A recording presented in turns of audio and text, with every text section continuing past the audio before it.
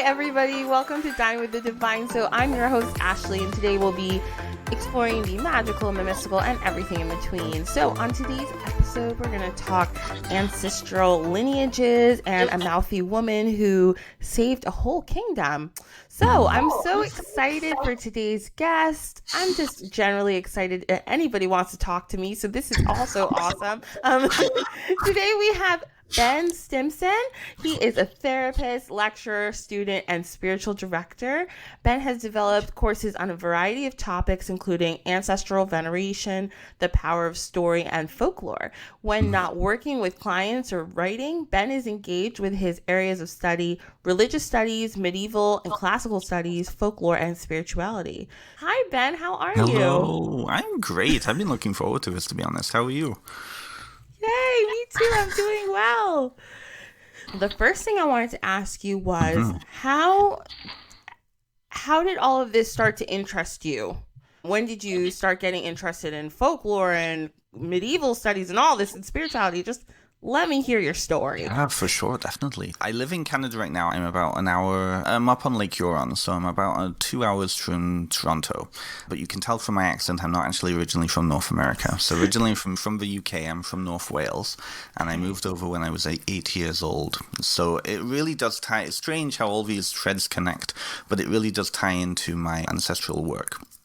So I came over, and having such a distinct disconnection from my home culture, from that sense of home, especially as a kid, I often, I was dealing with major culture shock. I've really come to understand that really was what I was dealing with, was culture shock, because North America was so different. 8.5 years old is old enough to still remember home, and also young enough that I didn't understand or have any control over that movement. So I really gravitated towards fairy tale and folklore and stories of King Arthur and Avalon and fairy tales of North Wales. I'm originally from North Wales, which would be it would be like the distinction between North Wales and England would be like if people from New York or from New Jersey, where you're from, suddenly moved to Vermont, right? That's how stark of a difference it is, right? And so it was a really rugged landscape. I was an hour from the mountains, and it was just a wonderful, magical place. And then I came to Canada, and I was suddenly very different. I had an accent. I didn't understand the culture. I didn't make any friends. So a lot of my friends were mythological characters and fairy tales and whatnot. And so that's really where my love of folklore started.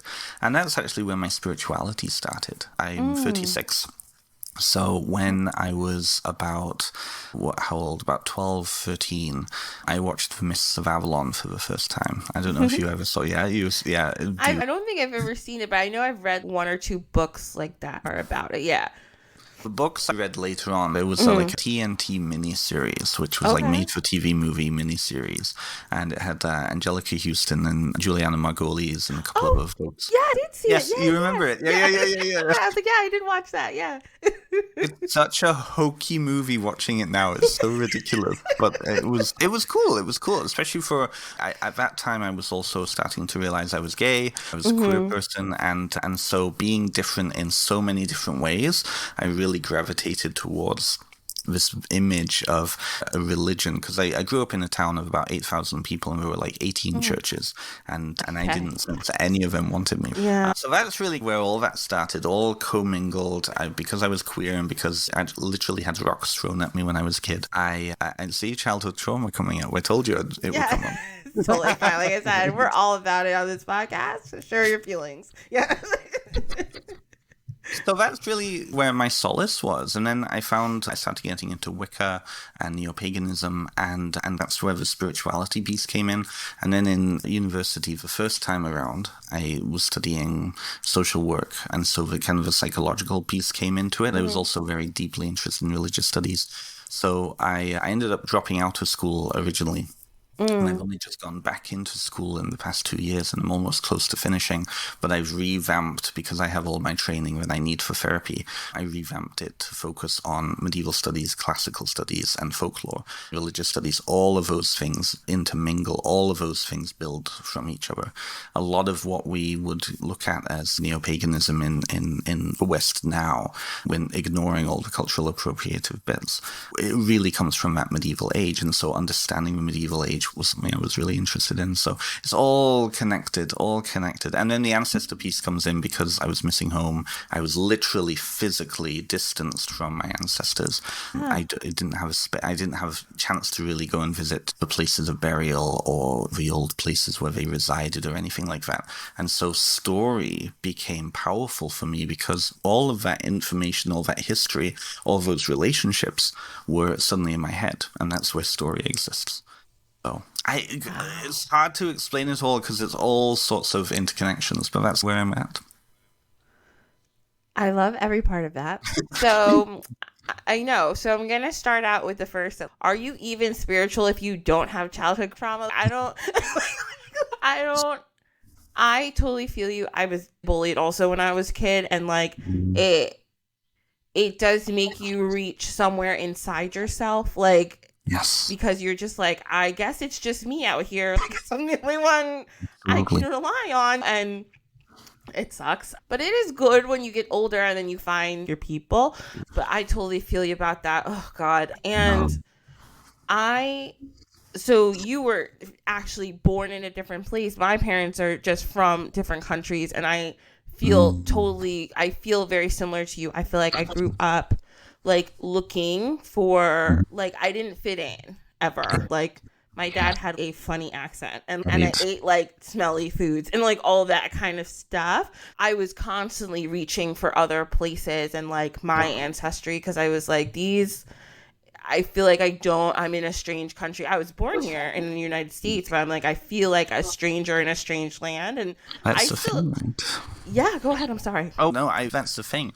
Anybody who has immigrant parents, we all exist one foot in one culture and 1 foot in the other. Even if you were born here, your foot is solidly planted, like you were born here. But there's so much of it's also in the old homeland. Yes. Can I ask where your parents are from, if you don't? That's one immigrant to another immigrant kid, if I may ask. No, it's fine. So my dad is from Ghana. Okay. And my mom was born in England, but her whole family is from Jamaica. Yeah, so my grandpa he moved to Jamaica like in the 50s, and he moved back when all his kids got older. But it's so funny, when I think I was 6, the first time I went to Jamaica, went to go visit my grandpa, and a different feeling. Like, I felt like I belonged there.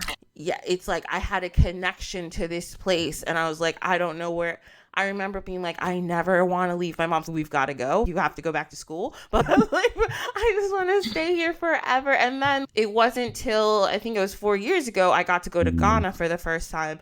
And it was that same feeling of, I look like everybody here. Like, I understand the nuance of the culture, like, differently. And it's just a feeling like and I remember when I got my first job, like my nursing job, where I made like actual money to survive, I was like, my goal is to go and like to all these places that I've never been, but I wanted to go especially to Ghana because I hadn't been there yet, just to have that feeling. And I felt it when I went there. I was like, okay, this is where my people walked, and this is where like their things are. And it's such a weird feeling, because I don't know, but you and I are people who kind of delve in this kind of world, but I guess if other people they don't think about that. But I've heard that same experience from a lot of people. I have a lot of friends. I live in New Jersey, so there's a lot of Italian Americans here. So a lot of them go to Italy and they say, I felt different. I'm like, I'm telling you, you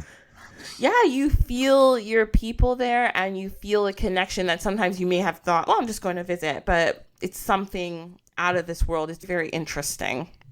It's one of those multi-levels of culture that I think, unless you've had that experience of having a multicultural background, you don't necessarily understand. And it can be something so subtle as just how you show up. right? Like Yeah. I notice I actually have 4 different accents.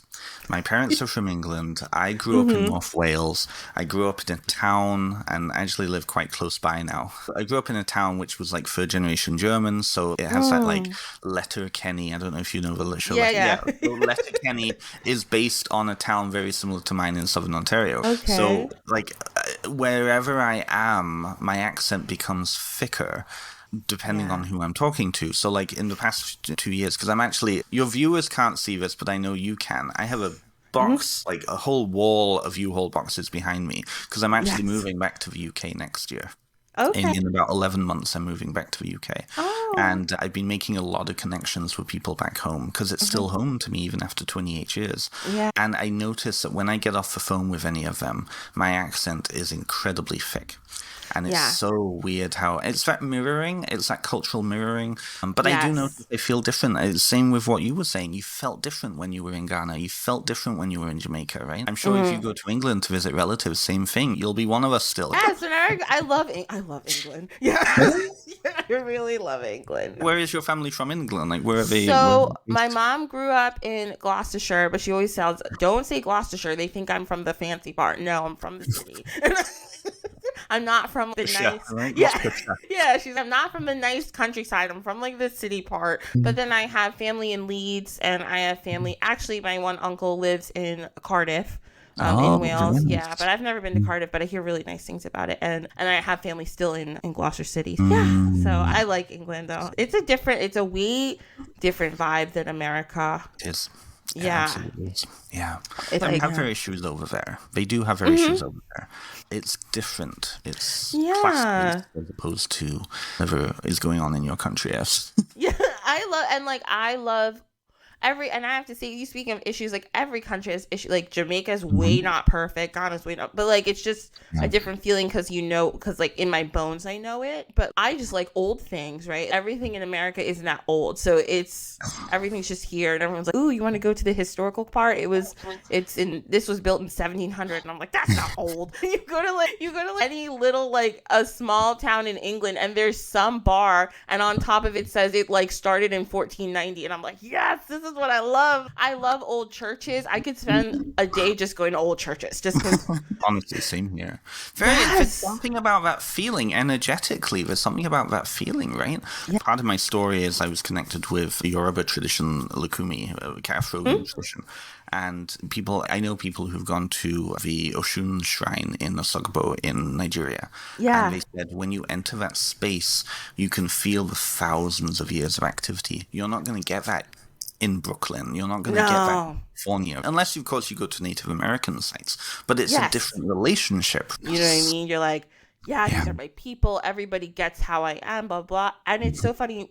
Also, what you said about accents, my accent changes depending on who I'm speaking to. And it's also, cool, yes, and also my level of anger. Like, the more irritated I am, the more broken my English becomes. It's a different way of expressing, right? That's that. And I find the same with me.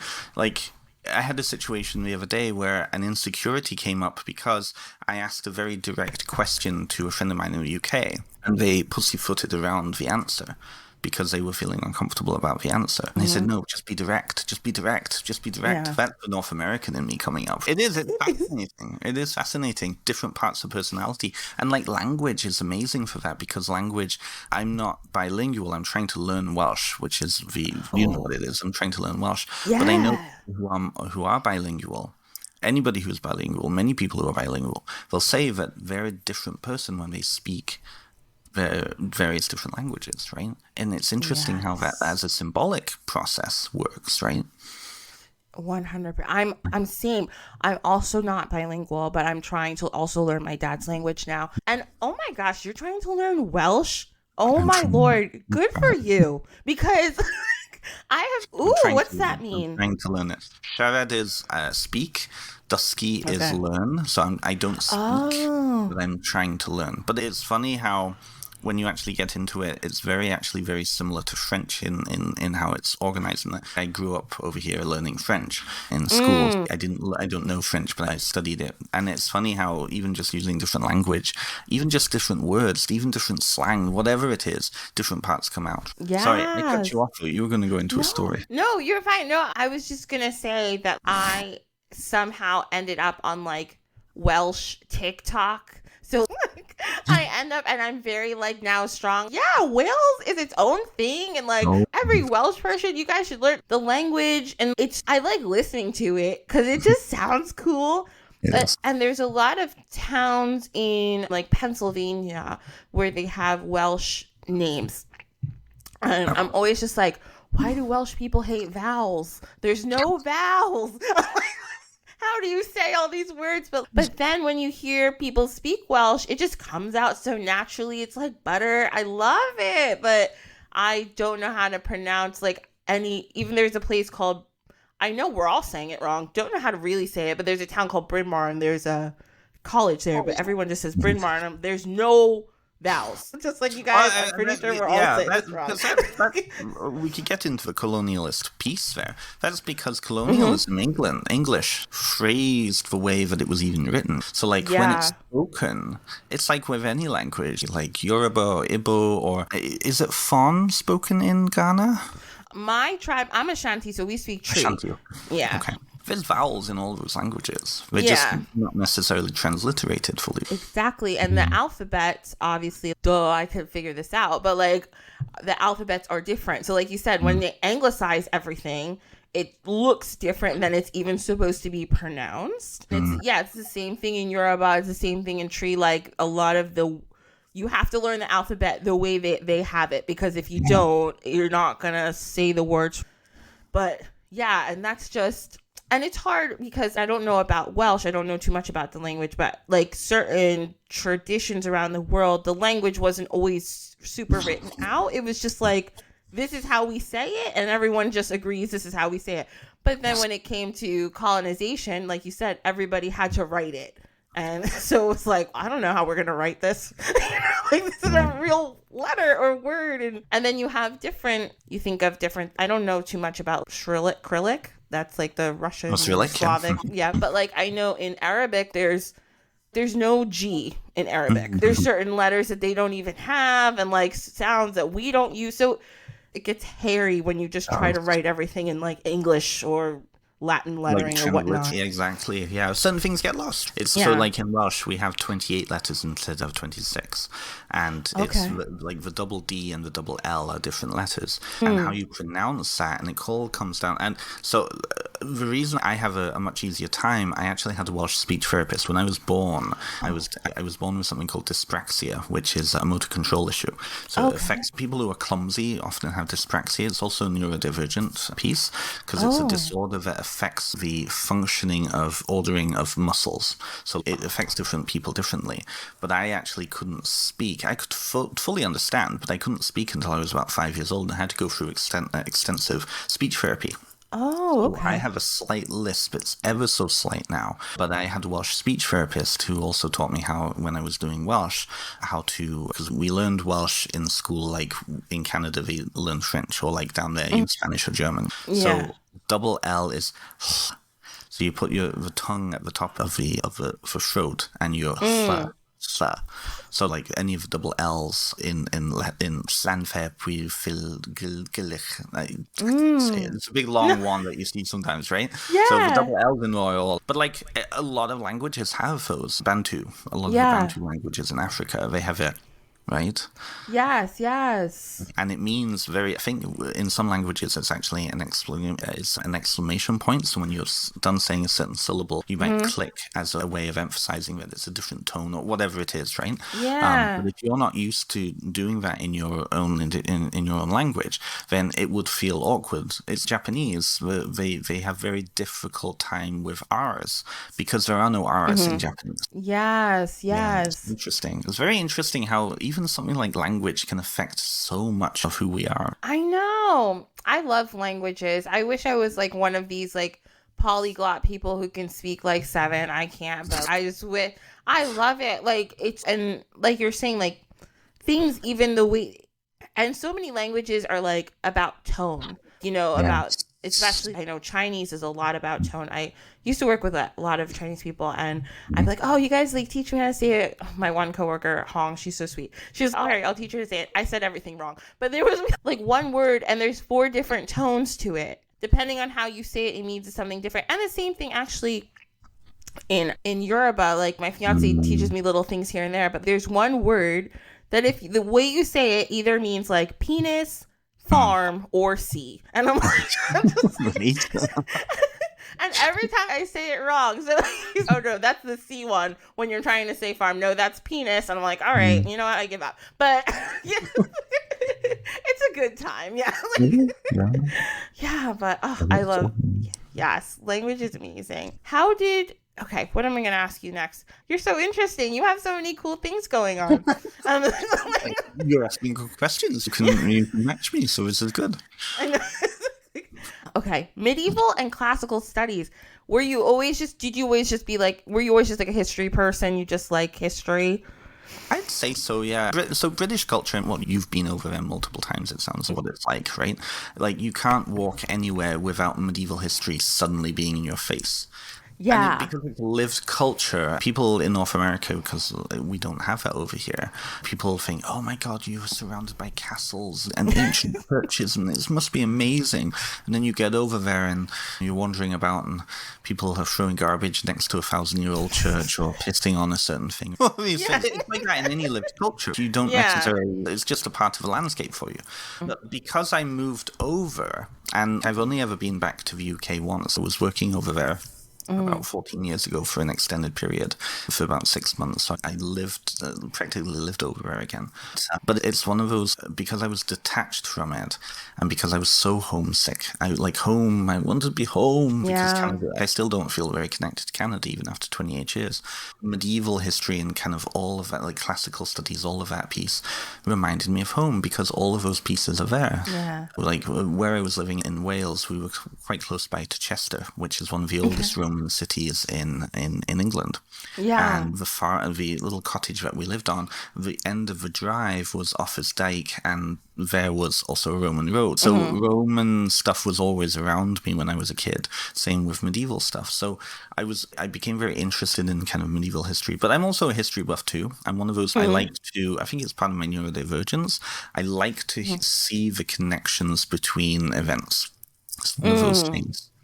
So classical, and it was interesting. When I went back to school, I intended to just finish my bachelor's. It's all I wanted to do. And it really fell into place. My school is amazing. I'm not going back to the same one I started at. I actually transferred to one that was closer to me where I was living. And I phoned them up in November and I said, I'm thinking of transferring. I have all like this part done bachelor's. I was about 3/4 of the way through my last one. I didn't really want to finish that one. It was in social work. I already had psychotherapy training. I didn't feel like I needed to go back and do an internship and all of this. It would have just been a waste of my time. I was already making enough money through my psychotherapy work because in the meantime I went and finished my therapy training. So I was like, I might go back and just do it for fun because I'm a student. I love learning all the time. Yeah. I said, okay, best way to do that is come into liberal arts, just do a liberal arts degree, and then you can do whatever you want because we would give you 50% transfer credits. So when I got there, it was great. I loved that. I was like, you know what, it's okay. And where I was, the school was only about like 20-minute walk. It wasn't far away. So I was like, okay, I'm going to do this. I have the financial ability to do this. I've been paying out of pocket, which is good. I'm in a very fortunate position that way. And of course, to your American listeners, I have to say Canadian education is vastly cheaper than down there. Oh, yeah, because everybody right now this guy is a millionaire. I know, right? Like $100,000? He had $100,000? What? He's No. paying out of pocket. No. Oh, my God. No, I was eating noodles for a few months, but yeah, I was able to because Canadian education is cheaper. And because I already had my apartment, so it wasn't like I needed to find a place to live. It worked within my lifestyle. So I transferred, it gave me 50%. And then suddenly I had half a degree that was just whatever I wanted. They were all electives. And so I was like, okay, I'll pick ones that kind of supplement what I'm interested in. And then when I actually got into it, after my first semester, I had the option to go full time because I started with only 2 courses. And I was like, okay, well, I think I might do some because they have a medieval studies course, one of the best in Canada, actually. I was like, oh, okay, I'll take some of those courses. And then I started to realize, because when I was in university last time, I didn't really think about opportunities. But I'm a little older, I understand how universities work. And so I contacted an advisor and I was like, I want to make this into something more than just a liberal arts degree.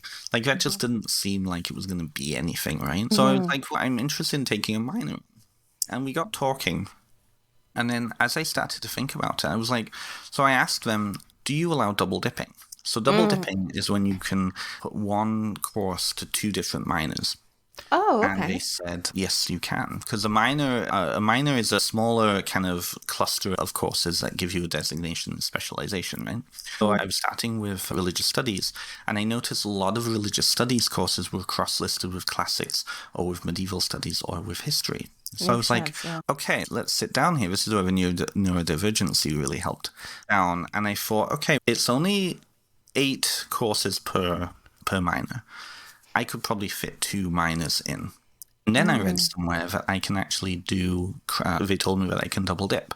So I was like, okay, so 4 of these courses suddenly cross-list with each other. And then as I started to put it together, I realized that in the span of 16 courses, I could actually complete 4 minors because they all cross-listed with each other. I know. When I was in university last time, I was like, what? So I sat with it and I was like, okay, I think I can do this, because then I would be graduating with something a little bit beefier. And I ended up dropping the history one because it just was blasé. But I started with religious studies, the classics and the medieval. Because again, a lot of them flow into each other. Like Roman history really connects with medieval because the 2 periods cross over, and medieval studies had a big list of all sorts of other courses that would be classed as medieval studies. So like English courses, fine arts courses, all of these different things. So I was like, okay, I think this is good. And as I got into it in that semester, I was like, yeah, I think I'm going to do this. So I sat down with an advisor, asked a few more questions, and then I came up with a plan for myself. And now I'm going to be graduating with a liberal arts bachelor degree with minor in medieval studies, classical studies, and religious studies. And the beauty with that is I didn't think of doing a master's originally when I first started. This was just to get my BA done, and that was it, because it was always on my bucket list. Yeah. And then when I started thinking about moving back to the UK, I was like, and we'll get to my book, I'm sure, but I've also written a book throughout all of this too. Yeah. So I was like, You're okay, a busy person. I'm a busy person. But a lot of these threads connect. So in my therapy work and my ancestral work, a lot of that is based on story. Folklore is, and we talked about oral culture before, folklore is oral culture. Yes. Folklore is the tradition of the people, right? Yes. And so all of those pieces, medieval studies, classical and religious studies, all of them impact folklore. And so I'm now in the process of applying to a master's in folklore studies in a place just outside of London, Hertfordshire. Hertfordshire, just on the top end. It's near St Albans, just on the top of London there. So I'm in the process of applying for that. And then that will then feed into all of my my spiritual work, my writing work, giving me a little bit more gravitas and help me to give me research skills. So a lot of threads. I feel like my whole life is just threads being woven together in a tapestry. Yes. Oh my God, that's so exciting. Saying that to me now, I'm like, wow, I want to know me. You're like, wow, I'm awesome. Wake up and I'm like, who am I? Who the fuck am I? Right? Oh my God, I love that. I know. Look how you went from, like you said, that you started school, then you dropped out, and now you're like, you have 4 minors, and then now you're going to go, oh my God, this is so cool. Now you're going to go get your master's.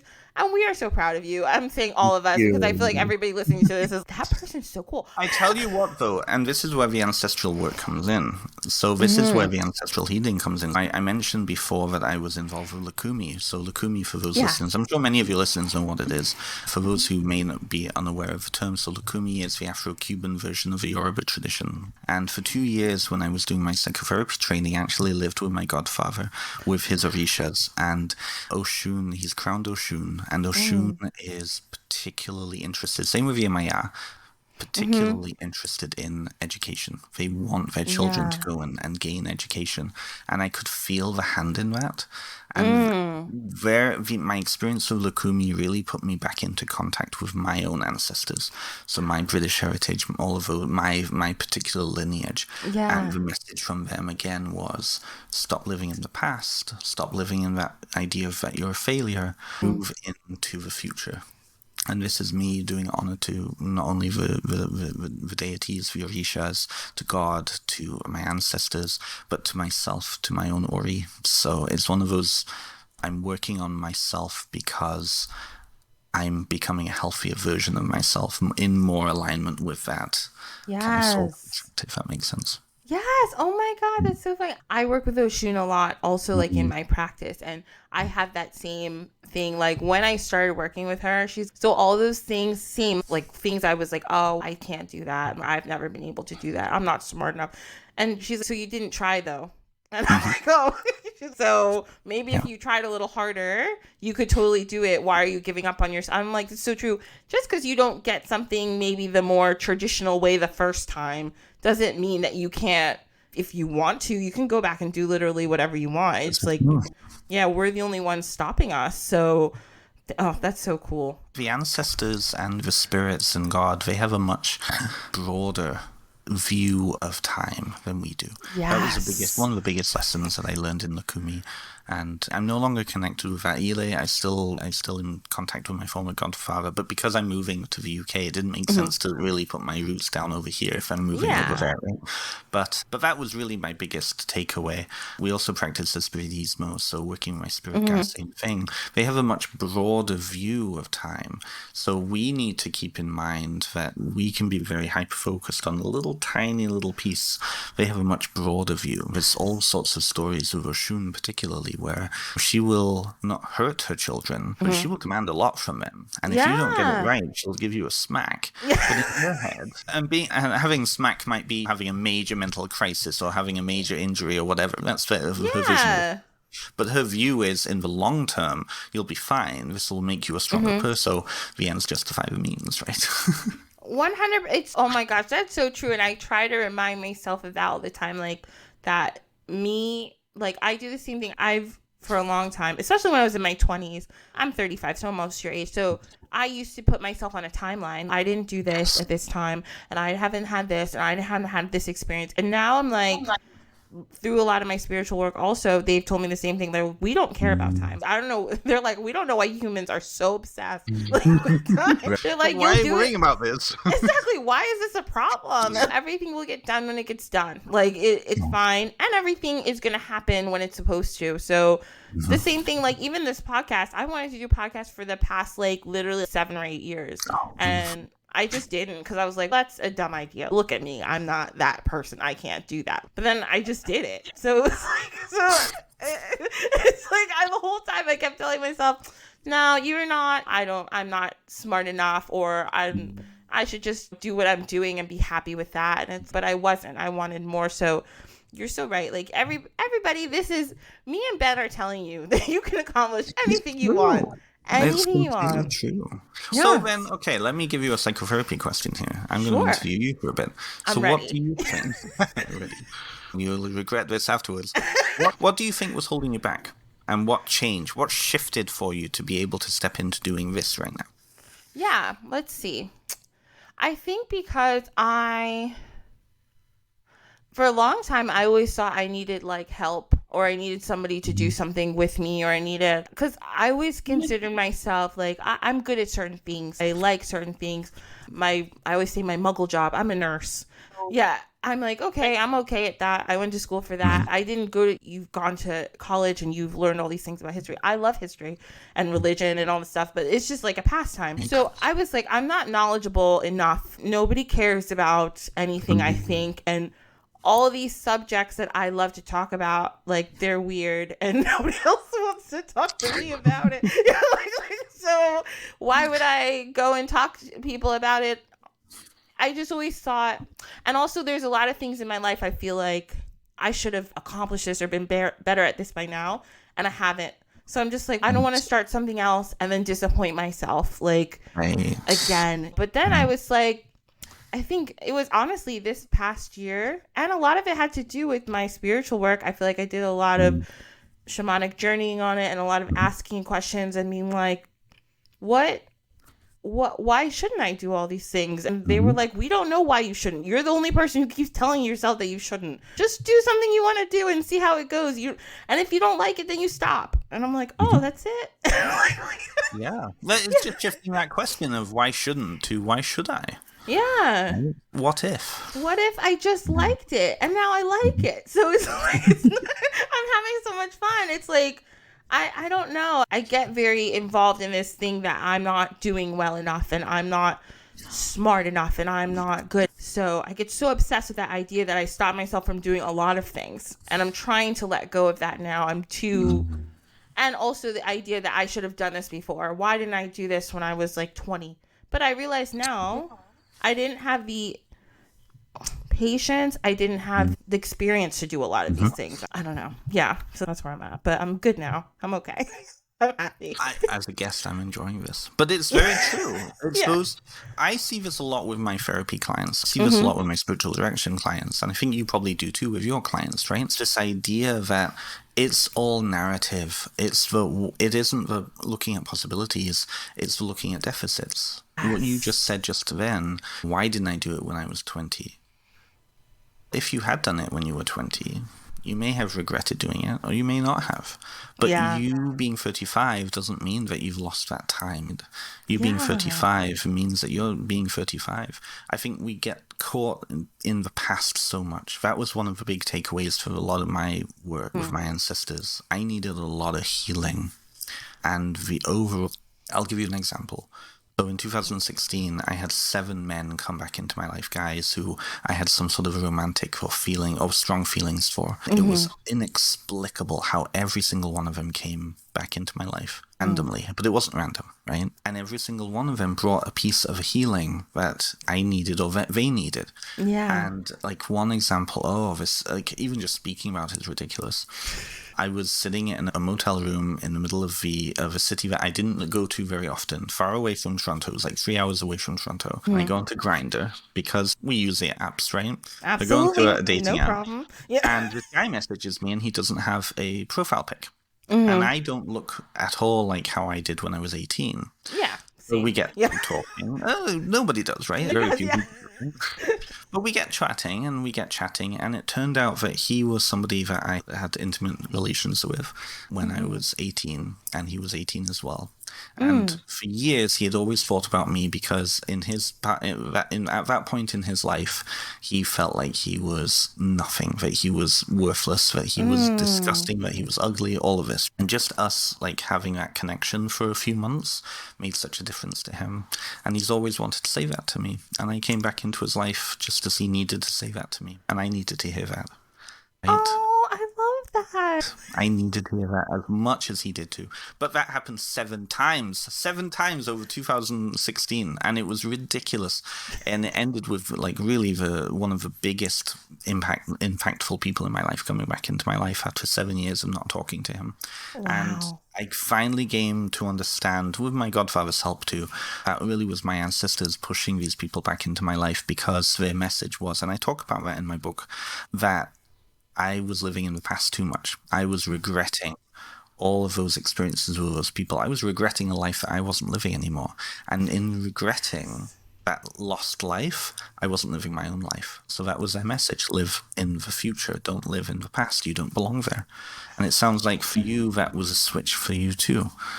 Yes. Oh my God. First of all, that is a nice story. It's like, that is beautiful. Because it does happen sometimes when like, you just needed to hear something at that moment. And like you said, you guys both made impacts on each other's lives in that. That's so beautiful. And that's so true. Yes, I also tend to live. And I think it also, some of it has to do with that, like being bullied, I think too. I have this childhood trauma. Yeah, that childhood trauma, because I think as much as, and I always say I give my parents a lot of credit, they really did do their best to try to be like, you are who you are, you're smart, you're this, don't. And like, of course, I love my parents, they're good people. But in my head, it just was in my head. Somebody's telling you you're ugly and you're fat and you're this and you're that and you're to this or to that. Your whole like childhood, you internalize some of that. Absolutely. Yeah. And I think even at my age now, a lot of it I've healed, but I think there's still little bits of it that's, no, I'm not good enough to do that. I always idealized, this is going to sound real weird, but I think growing up, I always idealized, like, I can't do certain things because I'm not thin and I'm not white and I'm not blonde. So, like, I should that just... doesn't sound weird at all. Yeah, okay, thank you. Oh, you're so sweet. I think I internalized that. So then there's certain things I was just like, I should just never try doing this because I don't look like that. And people are going to say things about me, so I should just not do it. But yeah, I think now getting older and seeing that, wait, you know what? I am okay. Like, I do matter to people, and I have made a difference, at least in the people I know, and I have good people in my life, so I can do, what I like and figure myself out. You stopped taking responsibility for a story that wasn't yours. Right? Yes. Like, even in what you just said, that I am okay, you were always okay. Yeah, right? That's true. But you weren't, the story that you had accepted wasn't the story that placed you in it. It wasn't your story. It was Pamela Anderson's story, by the sounds of it. Yeah, thank you for this mini therapy session. I have to pay. Yeah, for sure. I'll charge you later on. It's okay. But it's true. It ties directly in, because I've seen your website, it ties directly into your message as well. It's the idea of what stories are we all living in? And that's what I love about folklore, because folklore is all inclusive. Folklore is sometimes about a people, but it's also about landscape. Anybody in a landscape can be experiencing that story, in which case then it doesn't matter what your background is. You're in the story itself. Yes. That's what I love about folklore. Me too. Oh my gosh. Oh, okay. So this is amazing. You're the best. Okay, so we're gonna move to our dish of the week because we could go on about this forever, and we will. So that's fine. I love this. So this week, our dish of the week, I actually changed it up a little. It's a little different. Instead of having a food, since you are coming out with a book about ancestral veneration, I was like, why don't we talk about how we feed our ancestors? Cool. Yeah, the best way to feed them. So I have just a few little things here. So one way that we feed our ancestors is by making altars for them. Ancestral altars are real easy to make. You can put on your altar whatever you want, whether it's your own, from your own spiritual tradition, you can put that up there. And then you can include, what I like to include is items, if I have items from them or items from that culture, put that on my altar. And again, you can put, if you're into crystals or anything, you can put that on there too. But it's all about how you want to honor them. And it's just remembering them, remembering who they were and remembering your connection to them. And have you ever seen Coco? I love Coco. I love and Coco. I talk about it in my book a lot, so I love really? Coco. Oh, yes. I love that. I love Coco. But yes, like your classic ofrenda from the Mexican culture, remembering those people is the whole point of altars, and you can do your altar however you like. Another way, and we talk about a lot about this in like death work and working like with death doulas and stuff. We talk about being able to grieve your ancestors. A lot of times, sometimes we'll hear the stories of our ancestors and we'll find out there were people who were never grieved. And there's tons of reasons that happens, whether it was children who died, whether it was somebody who was estranged from the family for whatever reason. But taking that time to grieve them and almost give them a little memorial for yourself. It could just be reading them a poem or making a little ritual for that person. That helps honor your ancestors in a really big way, and it does a lot for your connection. Speaking of them and telling their stories, just like you're talking about with everything with folklore, it gives you, first of all, a sense of your own culture and where you come from. And telling those stories is just fun too. Like, that's also to hear the story of some crazy thing that happened this, then, third. Bringing them offerings, things they like. If you know that a certain ancestor liked a certain thing, or a lot of people use alcohol, a lot of people in a lot of different cultures use alcohol. Walking and just talking to them. The thing that people forget is it's real. And I feel like this is the fault of like major religions. And I'm not one of those people who likes to blame major religion for everything. But I will say this. Our connection to the spirit world is a one-on-one thing. You don't have to go through everybody else. If you want to talk, just talk. Like to hear you. Yeah, I agree, definitely. Absolutely. There are traditional, and this is where the idea of culture comes in, there are traditional ways of talking to the dead. Oh, yeah. And that piece is powerful because in using a traditional way of talking to the dead, you're talking to them in a way that they would have used when they were alive too, right? Yes. And so you've got that cultural connection. And this is, I think, where I blanched when you said using memorials for the dead and mourning the dead. One of the distinctions I make in the book between kind of mourning and grief work and ancestor work is, and there's a fine line, there's a lot of overlap between them, but one of the major differences is that my ancestors are still living now with me, they're present with me. So my work with them isn't as a distant kind of group of individuals who are gone from the world and who I never will access to. So they're a living presence in my life. And so if they're a living presence in my life, even though they're in the land of the dead or space of the dead, then what am I mourning? I'm mourning my... Good point. Like I'm mourning the type of relationship that I don't have with them, that I would have with somebody from the living. But then that's also centering myself in the relationship. It's if you came in wearing a bright blue dress and I was expecting you to wear a bright red dress, I'd be mourning the fact that you're not wearing a blue dress at my wedding. What is this? All of this. That centers me in the relationship.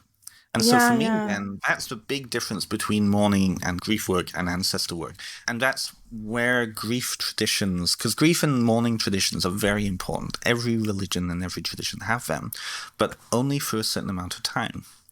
And what That's true, I've noticed is that those traditions are usually as a part of ushering that individual into the realm of the dead, right? Yes. So you look at Buddhism, whether it's like the 49 days, or you look at Islam, where it's like getting them into the ground as soon as possible, same with Judaism. All of those traditions are really about getting that dead spirit to go to where it's supposed to be now. So it's not going to hurt us or impact the land of the living. And so then there's a room for mourning. But then with ancestor work, I like to see it as a transitioning point to then, okay, the relationship has changed. Let's switch over to that relationship. That's a very good point. Yeah, so that is such a good point. And yes, you're right. There's I didn't even think of it this way, which I should have, but thank you for bringing that up. There's very specific things. Even in Ashanti culture, we have a very specific way of our funerals go a very specific order. And on the 8th day is when we do the burial part and we throw dirt on the grave. And that means it's done. Like we're done now. Like we all have to move forward. But yes. And I think I used to do some mediumship classes, and I remember the teacher we worked with, and she said there is a time limit. Like, now I'm getting a little more woo, but she was like, there's basically a space of time where this spirit is going to be able to enter the spiritual realm. And I don't know how much of this I believe, but I'm just saying what this person told me. But if they don't enter in that time, it's like they are wandering around not knowing where to go. And I know like in like my shamanic work, we do a lot of psychopump work where we move spirits from this world to the next. So I don't know. I never interviewed those spirits and asked them how long did it take you. But yes, that's why we have those specific traditions in a lot of these different places around the world, is because we're like trying to get them up there so that they can become an ancestor, because our ancestors are very helpful. They're supposed to be helpful, right? Yeah, they're very supposed to be helpful. Yeah, there are, and that is also, and I'll get what you think about this, but that's what I always say, like the difference between ancestral work. There's a difference between ancestral worship and ancestral veneration, and my thing, I think the difference is when you worship something like a deity, you're saying that this deity is the one that's going to do this and that. To me, ancestral veneration is saying that these spirits are way closer to the source, creator, God, whichever one you call them, than me. And they know a lot of the more secrets of the universe than I know, because I'm here in the world and living a very worldly life, and they're up there or wherever they are. asking them for things or asking them for advice and that kind of thing and saying, oh my gosh, you guys are not physically here on this plane, but you're there. Do you think you could help me out if that's what you're asking them for? I think makes sense. And that's what I think is veneration. You're saying, wow, this ancestor, this person I'm related to has gained so much knowledge and I am here to honor that knowledge. And I don't know how you feel about that, but you can tell me. I think this is coming back to what we were saying about the limitations of language, right?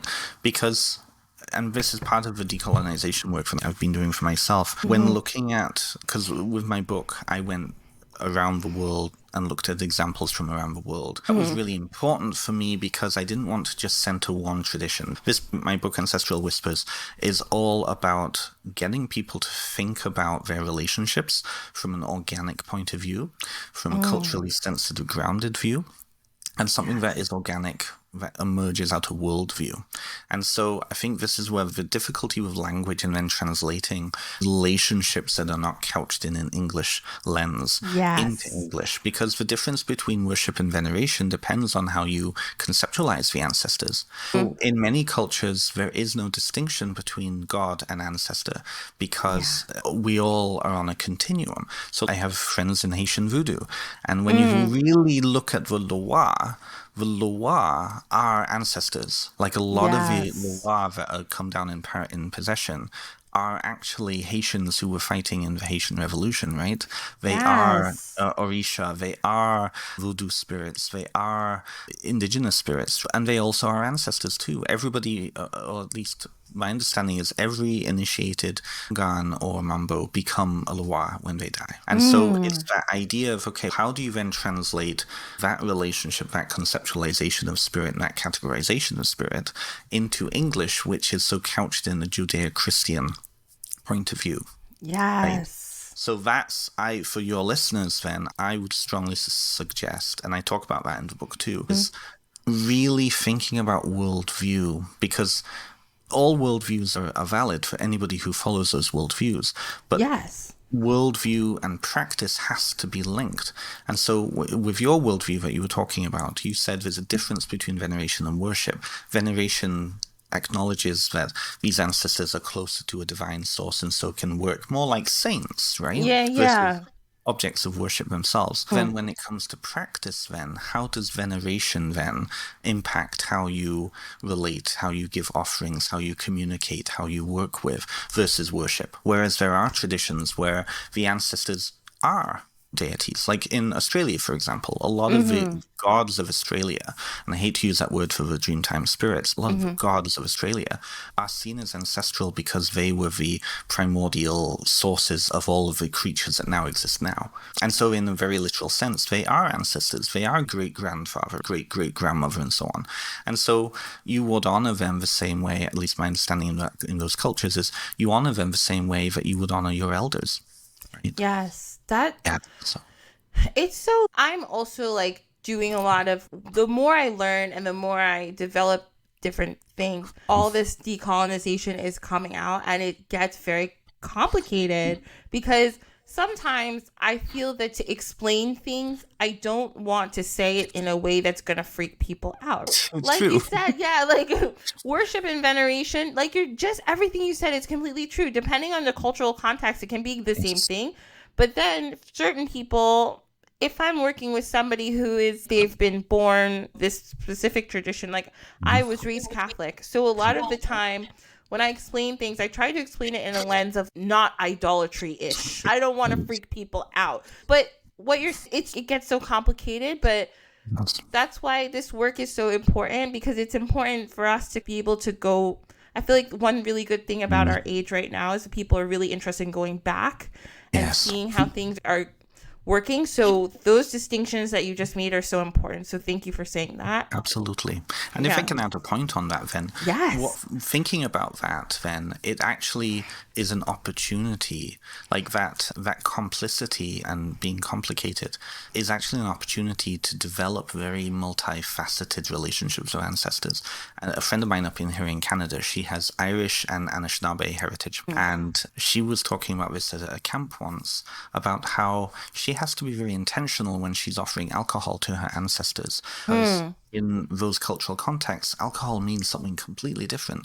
In the Irish context, it's a form of community building. People come together and drink together, and it's a jolly, merry-making opportunity. It's a bonding. For the Anishinaabe, it was poison. And so she's very complicit in, not complicit, she's very intentional with when she's offering alcohol. These are for my Irish ancestors that they may enjoy a drink on me. This is for the ancestors, and having her Anishinaabe ancestors giving her the side eye. Yeah, exactly. It's for my own way of working with my ancestors. So like when I was practicing Lukumi, we worked with Egun Shrine. We worked with a very particular Afro-Cuban offering service, which really related to the Middle Passage. All of the elements on it were very particular and had developed within their culture to honor the ancestors who had died coming over on the boats. And like the elements, the symbols, all related to the struggle. There was sugar or molasses in water as a symbol of that. There was coffee, there was rum, all of that. My English ancestors, my British ancestors, aren't connected to that at all. They went along with it because of virtue of me understanding it. But then creating and recreating my ancestral work to be more connected to my British ancestors, I now offer them tea. It's such a culturally connected thing over there. Like my grandparents loved it. But where it gets into a mindfuck territory is that the more you go back, the more your image of what your ancestors are starts to shift and change, and then suddenly it's okay. 1,000 years ago I had ancestors all over Europe. 2,000 years ago I may have had African or Middle Eastern ancestors and so on. Eventually it's the whole story of the whole world, and that's the relationship between who are you relating to, what is the dynamic, and eventually just building a practice that will honor all ancestors. And if some of them have issues with it, then they can deal with the other millions of ancestors that we're honoring. Everybody will figure it out. Yeah. Okay, this is a part of the show where I'm going to plug myself and then we'll get back into it. So if you guys enjoy the show, you can follow me on socials. I'm at Dine with the Divine on Instagram and Facebook. And if you really like this show, you can give us a 5-star rating on whatever platform you listen to it. That helps other people find it. And if you have any questions or comments, please feel free to email me at dinewithdedivine@gmail.com. Okay, next section. Okay. And a note on that, she's very quick in getting back to people too. So I try. I'm like, oh, somebody wants to talk to me? Awesome. So the next thing I was going to talk about is, this is our little tea time where we talk about something educational. It's all been educational, but whatever.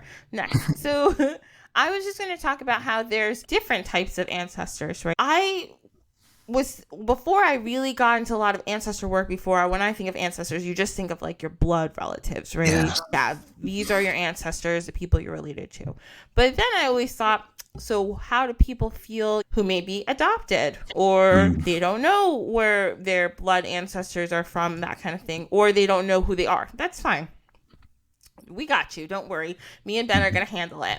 So you have different types of ancestors. So you can have your ancestors of blood, and then you can have ancestors of place. So you can, if you know that your family is from a certain area or this particular place. I know I grew up with a friend from school and he was adopted, but he knew his family was from this specific tribe in Colombia. You can connect with those people by doing research on it. And if you ever have the chance or ability to go visit that place, that's always wonderful. But the internet is great. Like, you can do research, you can find out, and these are the people that the location where your family is descended from. You could also call it ancestors of the land, that particular area, and it may be comprised of different ethnic groups, but if you know the general area, you can research them. And learning those customs can bring you closer, even if you don't know specifics. It can still bring you closer to those ancestors. And like we said before, you could make an altar. You can do whatever works for you to connect with them. Then we also have, and I read this, I actually got this from a different ancestral book by Nancy Hendrickson. She talks about ancestors of time. So if you... Now, some people, I guess, don't believe in past lives, but I do. So if you have past lives, you can connect with your ancestors from the past lives that you've had. If you know the areas where that is, you can connect with those people. And the other thing is ancestors of what they call like ancestors of affinity. So these are ancestors of, can be different. Your ancestors of your vocation.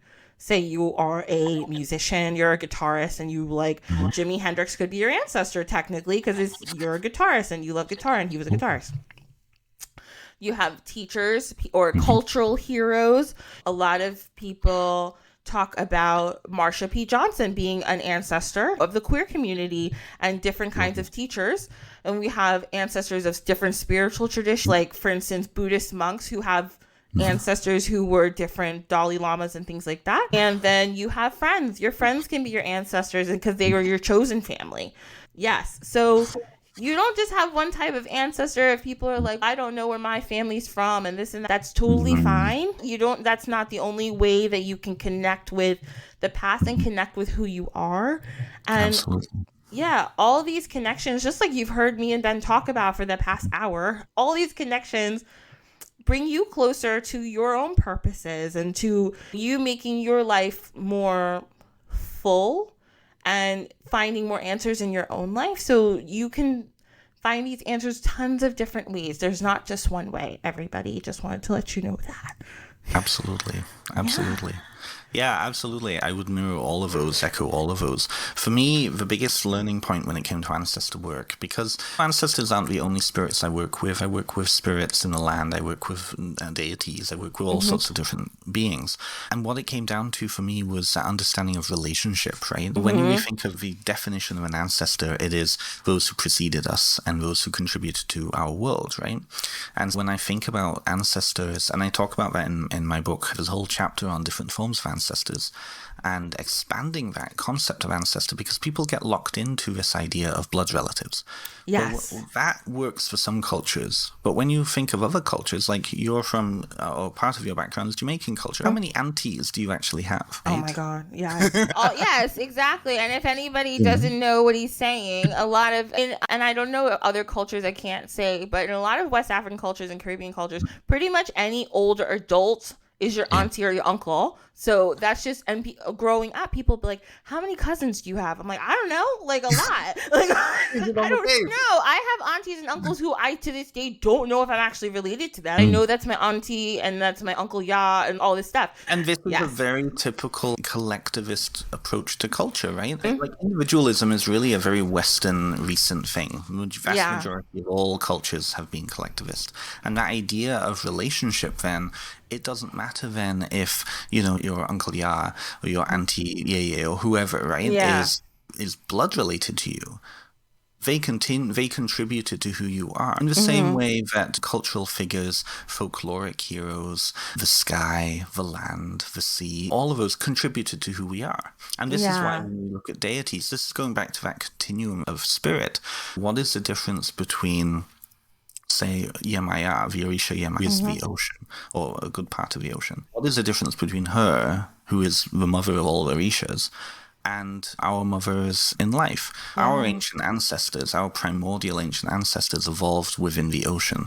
So we can literally say that, at least from that point of view, Yemaya is an ancestor in that way. Yeah. And so then the relationship piece is there. So looking at relationship as those who contributed to who you are can explain then the power of affinity ancestors. In nursing, for example, Florence Nightingale created the modern Western concept of nursing. I'm sure that you did a full course on Florence and her history, right?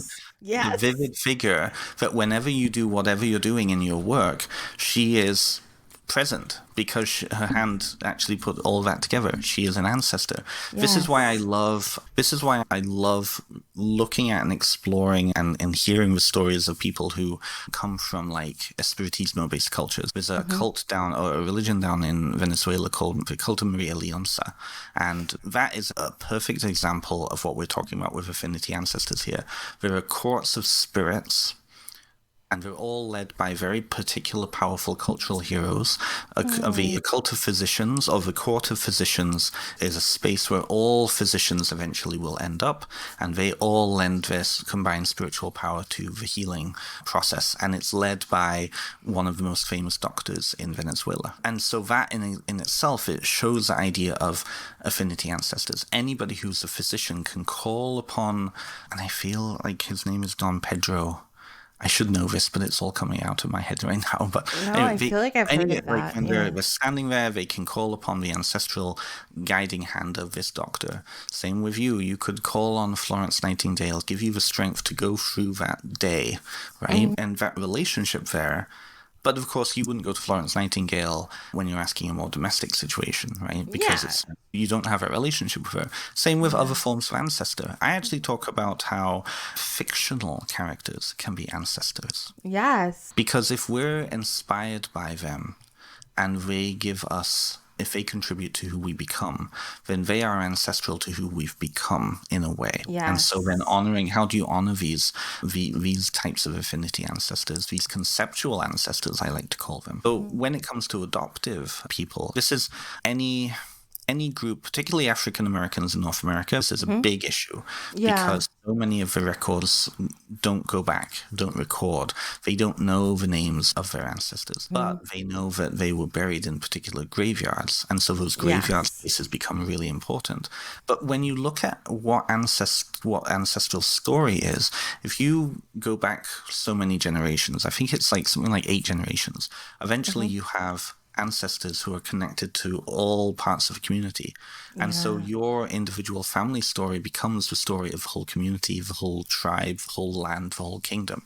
So then in that way, even though you may not know who your individual ancestors were, you know that your ancestors were part of all of this history.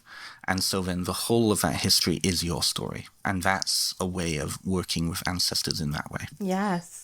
If that makes sense. No, it makes so much sense. Yes. Oh, I love that.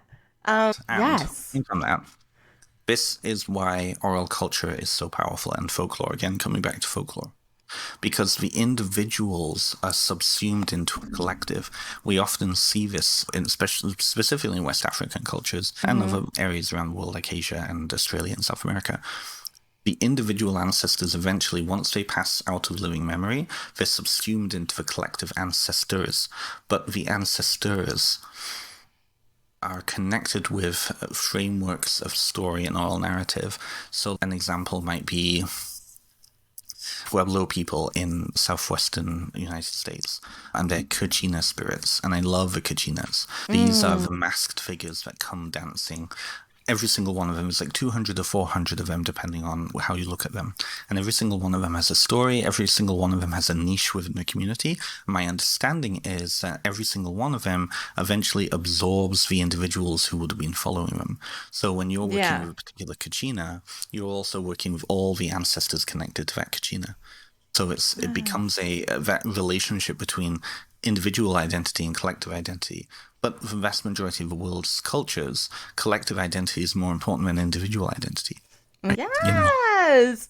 And you know what that also reminds me of too? Like I said, my mom's family's from Jamaica, and the first time I read about the Maroons, I was like, and again, I don't know if my family, not that I know of, is from that area in Jamaica, which is called Cockpit Country, where a lot of them were, but I instantly felt this like connection with them. Number one, because they were in Jamaica, and also because a lot of them were Ashanti people, and my dad's Ashanti. So I felt this, oh my God, and I read everything I could find about it. So that is that collective kind of thing, because I don't know specific, but I'm sure if I look back long enough, like they were on the island, my family was on the island, somebody probably knew one of them. So I just think that way. This is where the real mindfuck comes in. Yes. If there was a way, there may not be, unfortunately, but if there was a way to track back, you may find that a single person shows up multiple times on your family tree. So your Jamaican Ashanti Maroon ancestors and your Ashanti ancestors in West Africa could have had a common source. Yes, and I always think about that, and I'm like, man, that'd be so cool. One day maybe I'll put my foot down and do more of my genealogy work, but I've done some and that's always fun. I like it. But No, rabbit holes. You just get lost. You can get lost forever in records and stuff, but I love it. So we're going to go to our story time because you mentioned something that made me think of what our story time is about. And I was like thinking before, I was like, oh, what could we talk about? There's 7 different things I wanted to talk about, but I ended up with this because you're going to get your master's in folklore. So I was like, we're going to talk about something that has heavily folklore. So we're talking about also ancestors that could be just characters. And today our character is Scheherazade. We're going to talk about. Now, if anybody's never heard of Scheherazade, I'm sure you've heard of the book 1001 Nights, or some people call it 1001 Arabian Nights. This is a collection of stories, and this was written, they think, some people say the stories may have started being written in like the 9th century, and probably to like the 11th century, which they call like Islamic's Golden Age. So it was still in like the Middle Ages technically, but it was just in Asia. Now, a lot of these stories come from the area of Iraq, Iran, and I should say Iraq and Iran. I don't want to sound so American. Iraq. Can't stand that. Americans love to say that, and I have to stop saying that. And you're from New Jersey, too. Surely you should have a New Jersey accent. I know, like, but I'm Iraq. Like... It drives me crazy when I hear people say Iraq and Iraq. It's just annoying. Come on now. Exactly. I'm like, I got to do better. For the collective, a lot of these stories span from that area, from like Persia, all the way to like Western China. So that big area, sometimes people call it this Asian steppe area. That's where a lot of the stories are from. And if you didn't, I remember... When I was younger, I read some of the stories. I was like, Western China. But when we're talking about Western China, we're not talking about like the Han Chinese people. We're talking about more of like, you've heard of like the Uyghur people? Yeah. Or the Kazakh people who are everywhere. The Kazakh people are everywhere in Central Asia. It's so cool. I love reading about it.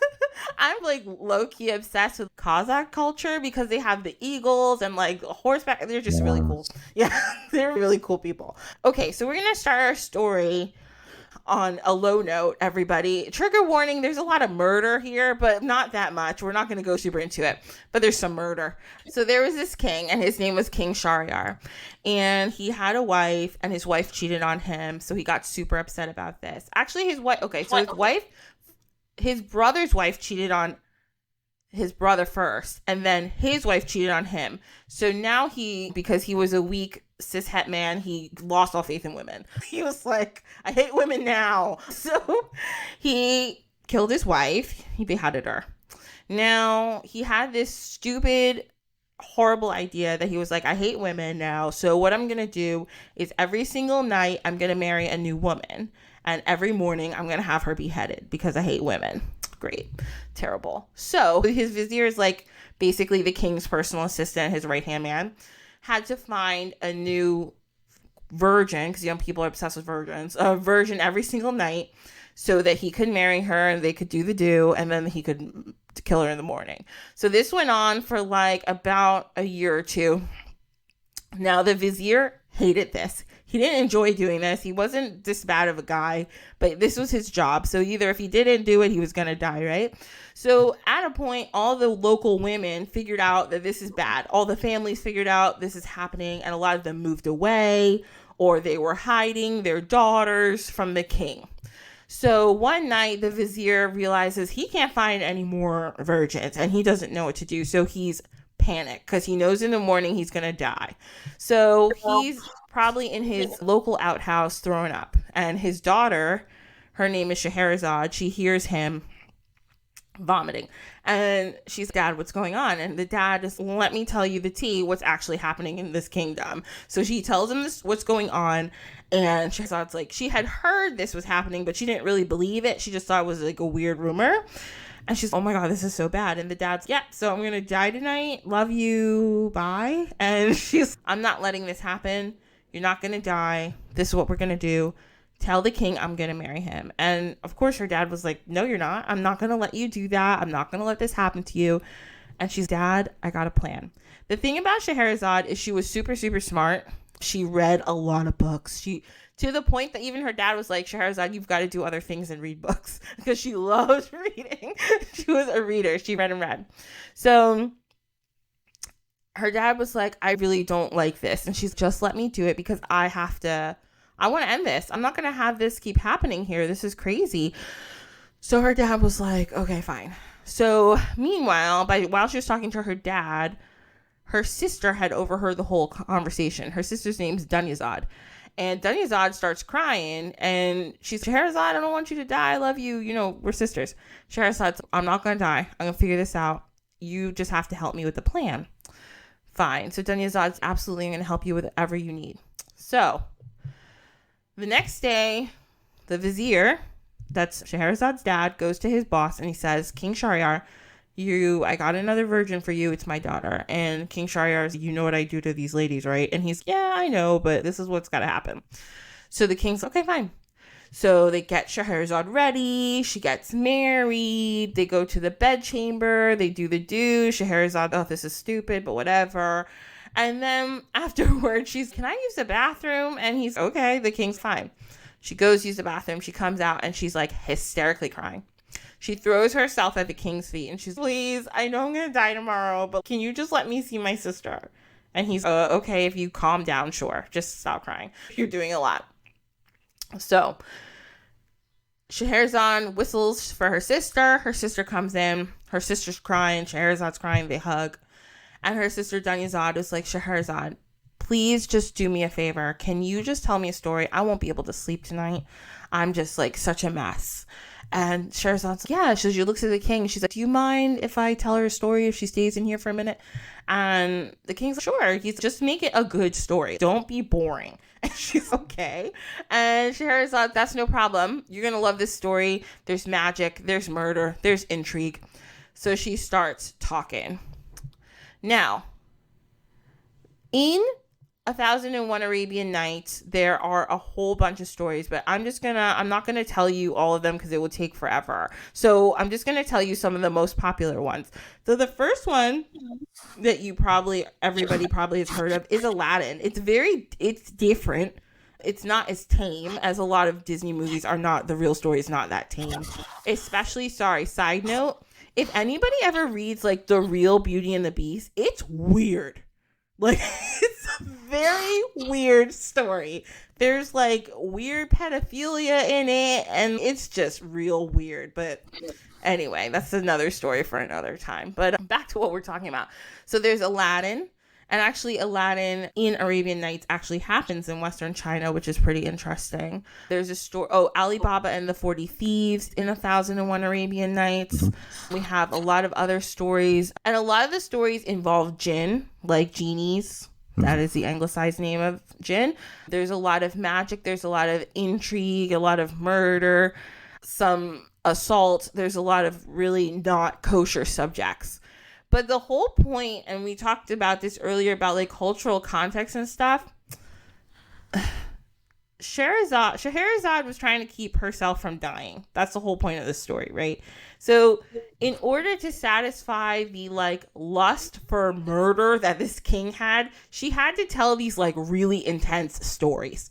So she tells all these stories, and then at the end, so she spends 1001, that's why it's called 1001 Arabian Nights, telling the stories. And if you read them, each story pretty much leads into the next story. So Scheherazade is like the originator of the cliffhanger.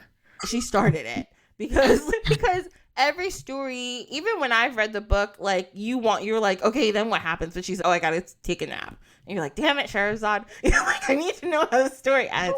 So she did this, right, for 1001 nights. At the end of all of it, the last night, she's, okay, my story's done. And the king's, okay, that was a good story. And then she, like, calls in. At this point, Scheherazade has had 2-3 kids. Like, it's been 1001 nights. So she calls in her kids, and she's, like, hugging them in front of the king. And she's like, King, I have one request. And he's, what? And she's like, don't murder me. And meanwhile, right, this whole time he hasn't murdered anybody because he's been married to Scheherazade. So she's like, don't murder me. And he's, yeah, I wasn't gonna.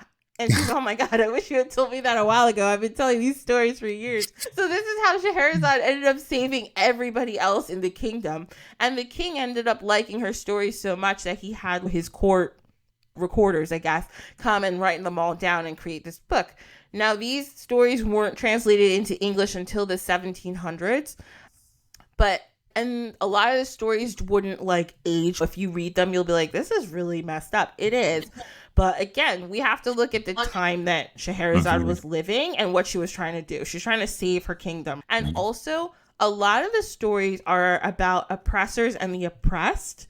And the stories are coming from a woman's perspective. So a lot of the time, at this time, these women didn't have a lot of rights. And the only way, a lot of the stories you'll see, a lot of the ways that people get out of it is not by brute force. It's by cunning. It's by wisdom. It's by using that kind of thing. So when you take that and you think, oh, okay.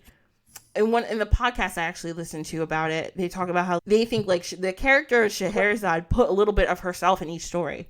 Because what she was trying to do was not die. And all the stories involved the oppressors and the oppressed, and she was being oppressed by this king. So it's just really interesting to listen and go through the stories and hear. You feel like you are there when you listen to these stories, and you really understand the cultural context. But Scheherazade saved herself. Now, I don't think I couldn't really figure out if she was a real person. I don't think she was.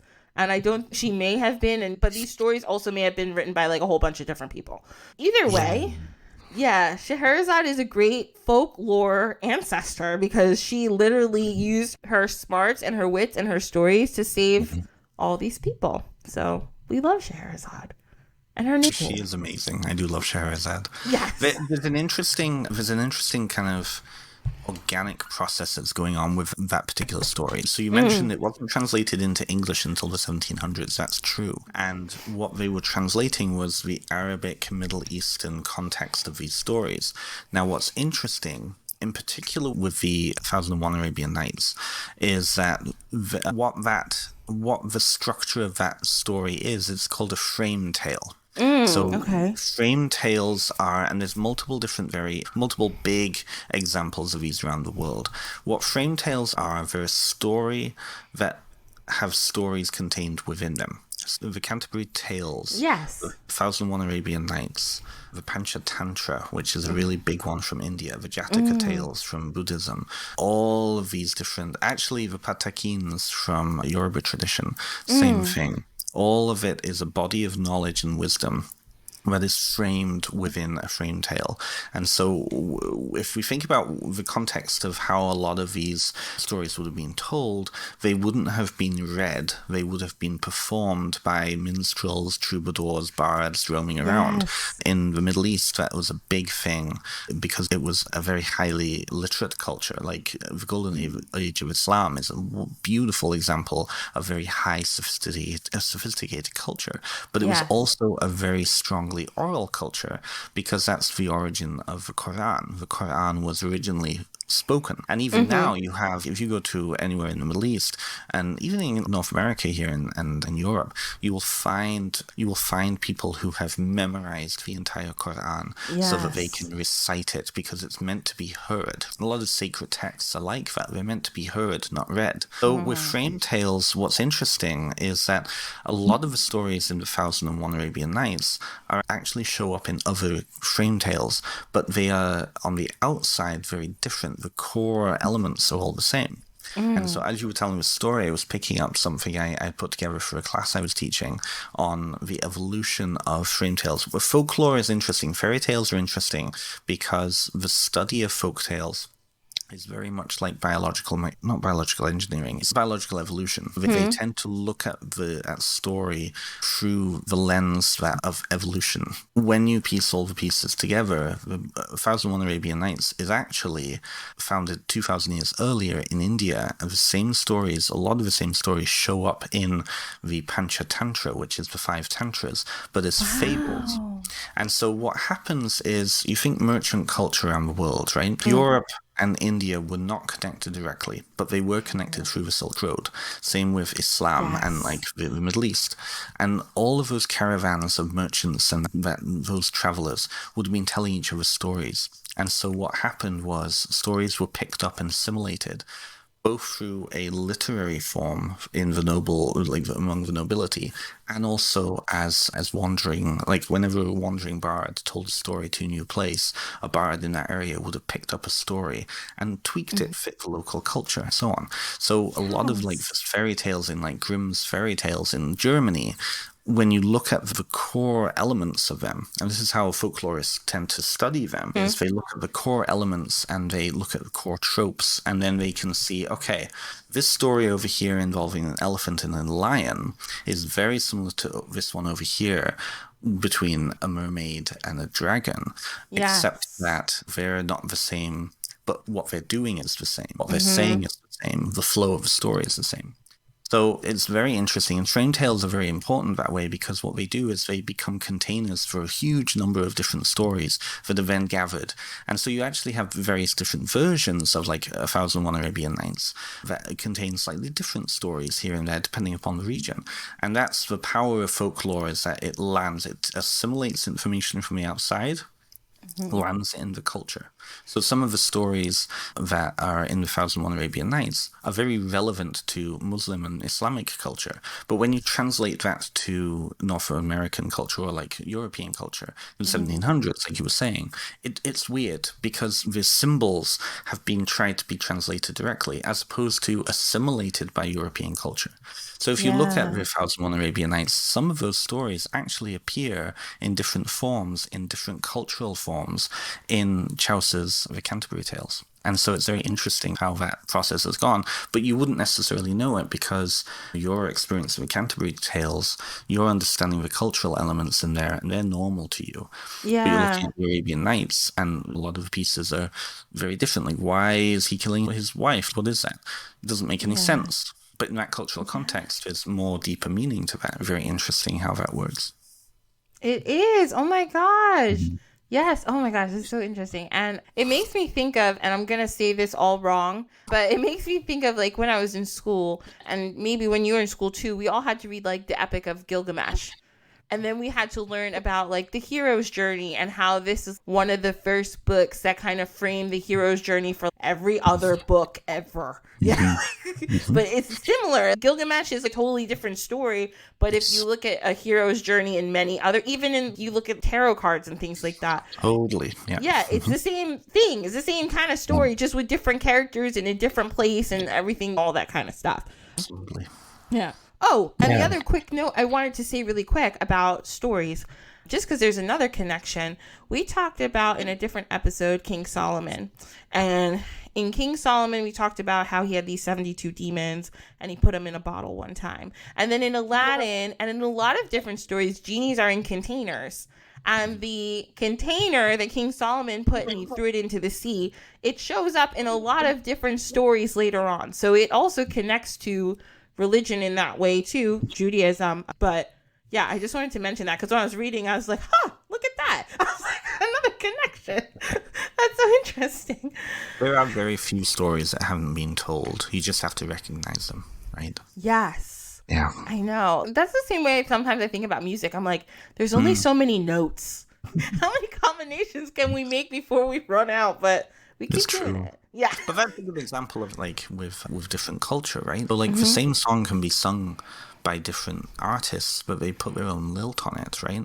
And like sometimes what you're really looking for is those differences, those lilts, that way of expressing a certain tone, right? Is it a cappella or is it with music accompaniment? And each one have difference, even though the meaning is the same. You connect with one more than the other. Yeah, it's the same way. I like Outlander. I'm like really big into Outlander. Oh my god, I love Outlander. Oh my god, Jamie, come for me. Oh my god. But like they have, I know, right? They have like the opening song. They have it. I found it like on iTunes. They have it like different versions. So they have the Caribbean one when they were in the Caribbean. They have one Yeah, they have the Appalachian choral one, they have the French one, and every single one, it's the same song, but every single one sounds completely different. Yeah, and you connect with each one different. I really like the Caribbean one because it has drums in it. So it's interesting. So an ancestral connection there. So there's emerging research. There's a researcher in Scotland who is a musical linguist. And so she studies particularly the connection between linguistics and music. And she's come out with, and she's demonstrated at least, that the style of music you find in like classical, not classical music, but like cultural ethnic music, when you look at the tones and the type of music that is seen as being like pleasing to the ear, and like that's the classical music of that particular ethnic community, any ethnic community around the world, when you look at that, there's actually very similar tones to then accent and how people speak. Wow. And so what they're hearing, what she's postulating is that when you listen to, for example, Irish music, right, the fiddle, very similar to how Irish accents are. Same with drums. Yes. When you listen to Yoruba, like Nigeria, typical Nigerian, oh, hello and hello, welcome. That was more Indian, I apologize. But it's like very... It's pretty good, actually. It's accentuated. Each one is like a drum beat. It's very interesting, that, isn't it? So there's a lot of interesting research, that, and it comes back to that psychology. We tend to talk how we hear because language was originally more... There's research in India about how some of the most ancient human languages were actually mimicking birdsong. Oh, wow. I thought that was very interesting when I heard that.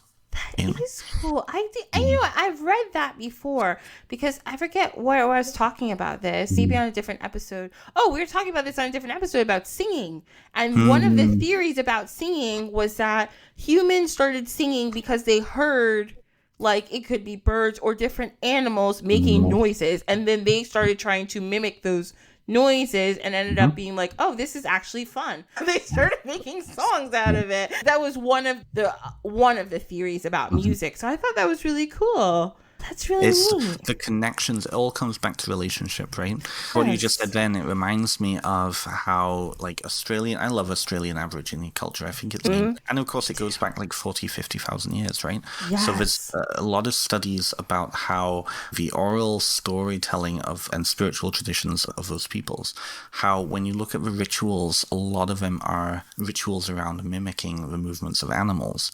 Now, what that does is, first of all, it teaches children and hunters in those spaces to watch very carefully the movement of animals in order to anticipate a move. So when an animal does a certain movement, you know that it's about to bolt.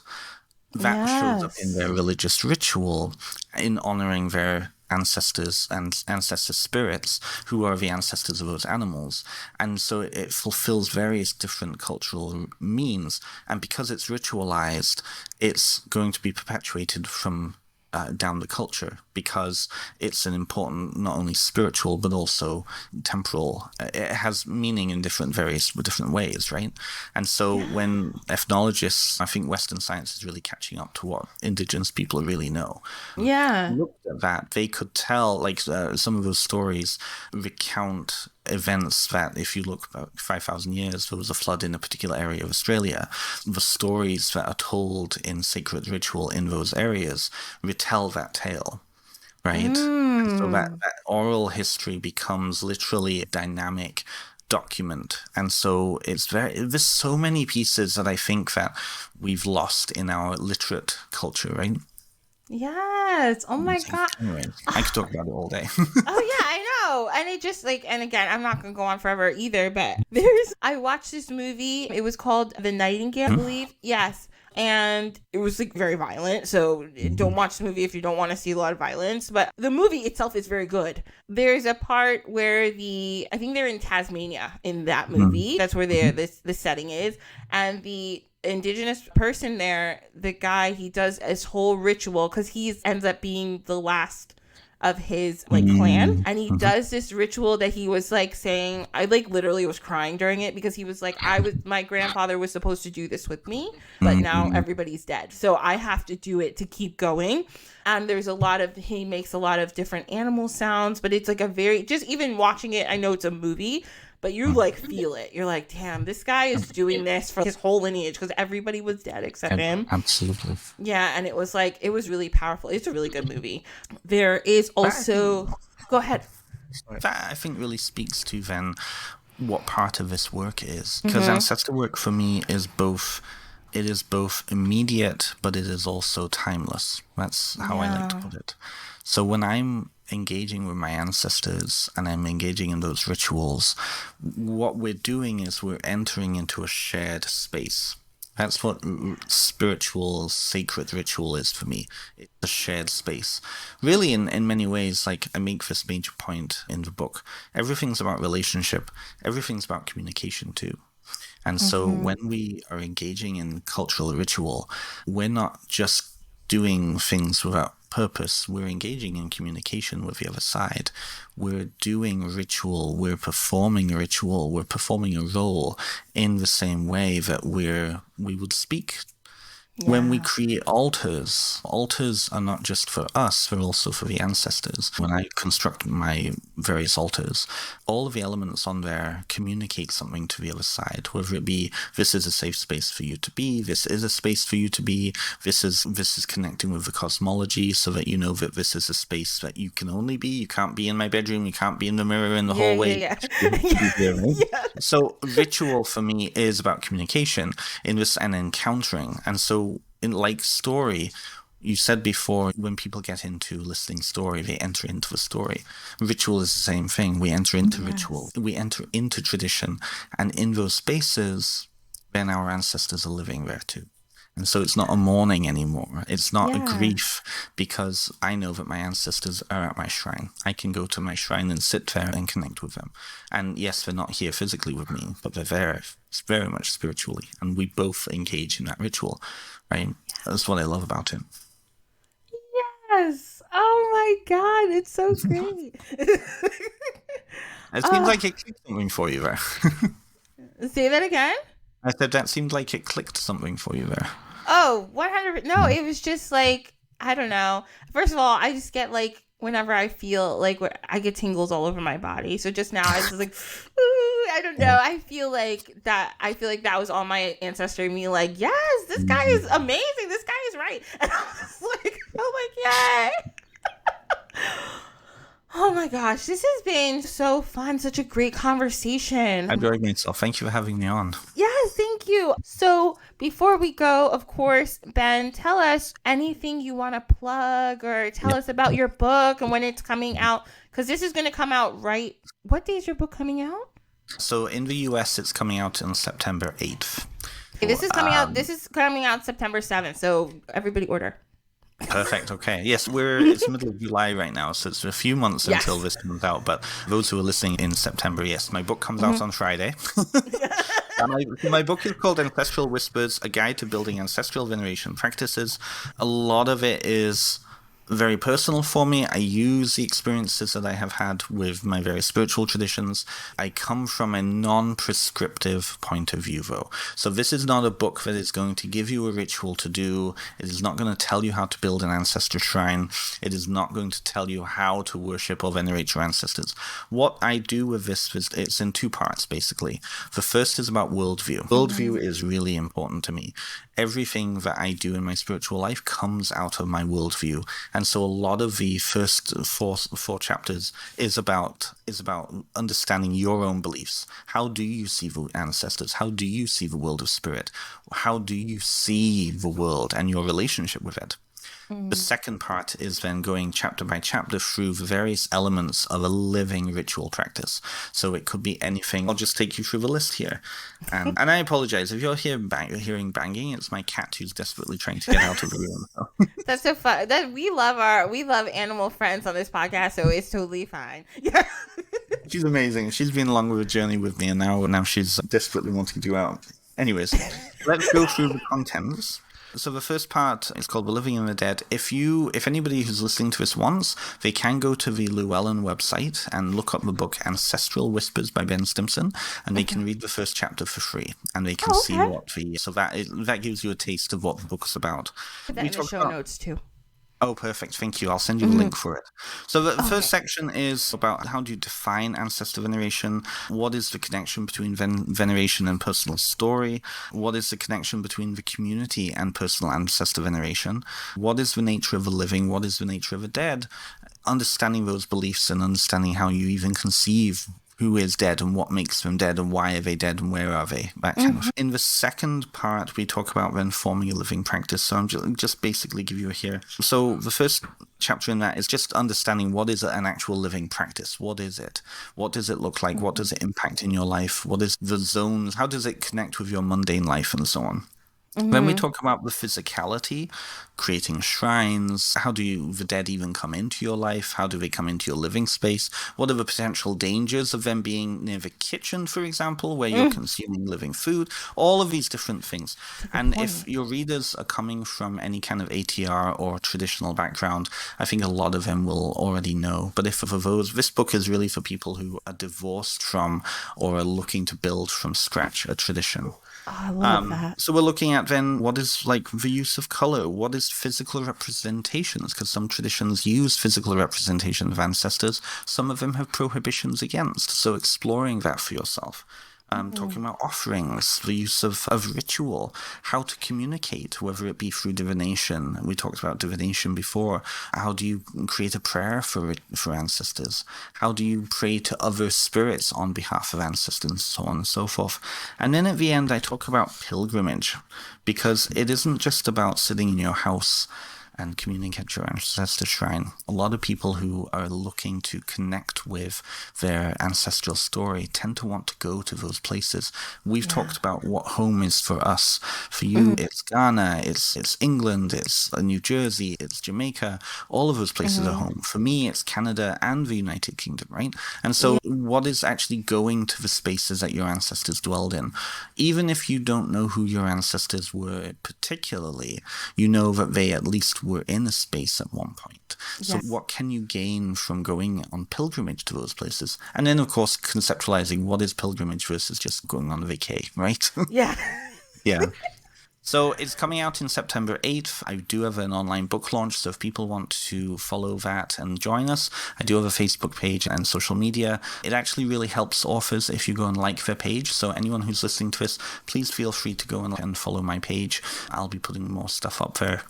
And obviously also some of the other work that I do around ancestor work. There's a lot of resources I've included in the back of this book too, so that you can, this is really just a jumping off point, and I don't hold your hand in this. I'm not going to show you every single thing. I ask a lot more questions in this than get you to do exercises.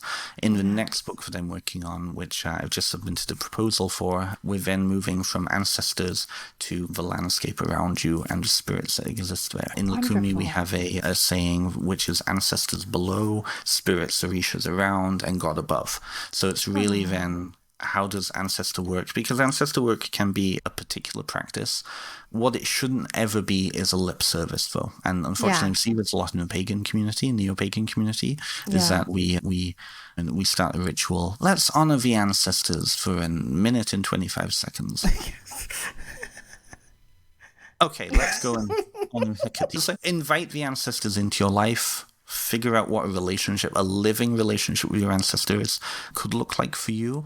Allow it to organically grow. I talk about cultural appropriation in this. I talk about that connection point between being inspired, but also then what would make sense to your ancestors. If you really love Coco as a movie and you're really inspired by it, and you build an ofrenda to your ancestors who have no idea what Mexican culture is and no idea what those symbols are, then they'll be as confused. Even though you're sitting there communing with your ancestors, they'll be confused as fuck. So it's like what? What is this? No hablas español? Like, we are Swedish. Exactly. So then I talk about blending different things, come from a multicultural background like we do. What is it like to then intentionally bring different elements in, like griot, or if finding that right recipe of jalafa rice, right? Yes. Bring that in. And then serving that to ancestors who are English, who have never even had jalafa rice before. Yeah. What could that relationship, and part of that relationship then could be introducing your ancestors to each other, bridging those connections, right? So that's what the book is all about. I hope that it's going to really work with people, but it's a jumping off point. I really put you in like I do with therapy. It's a long therapy book, basically. That's what it is. which everybody's gonna love because we all need it. I know, so we're fine. Oh my gosh. So everybody, all of those links are gonna be in the show notes. Ben's page and everything about his book will be there. But I just want to thank you again so much. This has been such a great conversation. Gosh, you're just amazing. You're fantastic. I was looking forward to it. Like I said to you in private, I had come across your podcast before. When I was starting to put the publicity work in, I was looking at what some of my fellow authors, like some of the venues and podcasts. And so when you popped up on that group that we're part of, I was like, well, yeah, I know who this is. I know, like, when you were talking. Oh, sorry. Sorry, no, because I think I actually saw, because I'm having Madame Pamita come onto my own podcast at some point, so I saw that you'd had her on a few months ago, and it was such a great interview too. I highly recommend people go and listen to that one too. Oh yeah, Madame Pamita she's awesome too. Yes. I saw you had written like all these different things that you do about your degrees and your minors, and I was like, oh my gosh, this person and me may become best friends. I was like everything that we're on Facebook together now, so yeah, exactly. Now we're Facebook friends, so I'm like, great. I was like, oh my gosh, you're so interesting. Yeah, but thank you again. This has been so great. So everybody visit the links. They'll all be in the show notes. And again, this is Dine with the Divine. You can follow us on the socials, Instagram, Facebook.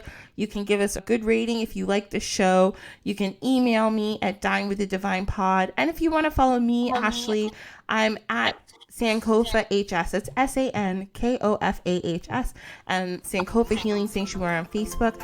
This has been great. Thank you, Ben, and everybody. I hope you have a fantastic week. Go order the book right now because you're going to want to read all about this stuff. It's going to be so awesome. And I'll see you all next week. Bye.